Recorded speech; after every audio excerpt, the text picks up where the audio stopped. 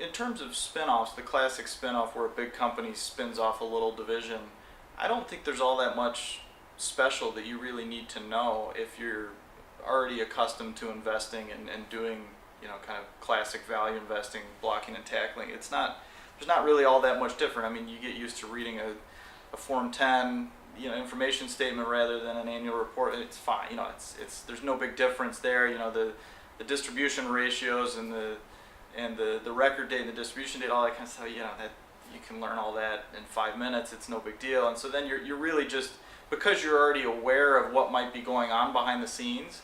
And I had talked about this before in a different context with you guys. The Agility spinoff last summer was a classic example of that, where big company L3 is distributing a much smaller company. We had the added advantage of Agility being viewed as the bad company because it was in a niche, that was particularly vulnerable to sequestration in the Iraq and Afghanistan troop drawdowns. And it was the classic situation where the companies began trading around $18, $19 a share, and within 2 weeks it had sunk below $14 a share, and 2/3 of the shares had traded hands. That's a massive amount of volume to pump through a small company in 2 weeks, right?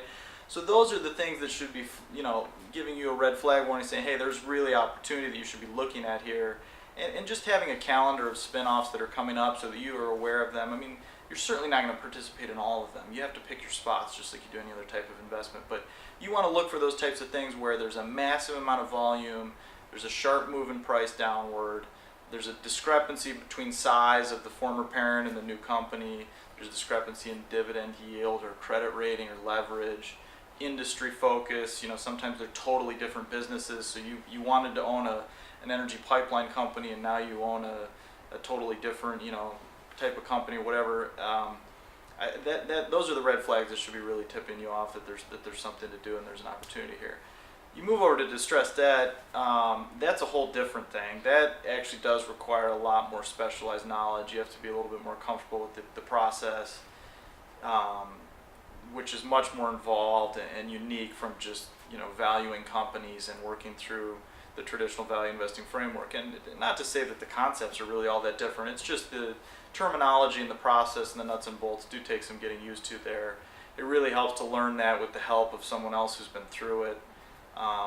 Whereas a spin-off, you can kind of sit there by yourself and kind of read through it. I mean, you can sit there and read through a disclosure statement and certainly, kind of reverse engineer the way a case has gone, and I think that's a great way to learn in hindsight, but it also helps in real time. At least if you can call some people and say, you've been through similar cases before, walk me through how this process is going to go. But again, the basic dynamic of what you're looking for, the behavioral, psychological factors are all really the same. A company gets into distress, maybe it files bankruptcy, credits rating's been downgraded, so you have all these companies that originally held the bonds at par that can no longer hold them because they're an insurance company, they're not allowed to hold defaulted bonds. It's a portfolio manager who doesn't want his quarter-end statement to come out saying that he owns these bonds in a company that just filed bankruptcy. People that don't have the time or inclination to say, okay, I originally made a mistake by investing these bonds at par, now they're at 50, they're probably worth 70 or 80, but that's going to take a year or two. I don't really want to wait around for that, even though that's a very attractive return. I'm just going to sell them regardless. So really, all the same flags are there to look for. You're just kind of focusing in on a different process, and that's the beauty of it, right? Is distress comes and goes. It tends to be very concentrated in a cycle for a year or two or three, and then it dries up, and it's like today where there's really nothing going on with almost infinite liquidity and generally benign economic conditions. There's just very little to do. Good news is there's a decent number of spin-offs and special situations going on that keep you plenty busy on the flip side. So it's a good kind of compare and contrast. And when the markets go sideways or down and things get really ugly, the economy tips into recession, there generally don't tend to be as many spin-offs, so you get a lot more distressed opportunities to look at. So you kind of have a natural balance in the supply of opportunities you can look at any given time, which is helpful, and they kind of rely on the same psychological frameworks to kind of create those opportunities. Because again, I think, look, you always want to try to do the best possible valuation work you can. You want to be the best analyst that you can.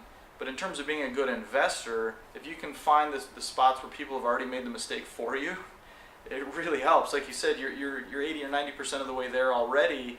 because even if something's wrong in your analyst work, you're not going to lose that much money because everybody's already pounded it down to such a cheap price to begin with. That's a wonderful thing, and you're not trying to pick, you're not trying to thread the needle on your investment analysis, right? You have a wide range where you can be either right and make a lot of money or be wrong and not really lose anything, and that's really what we're looking for.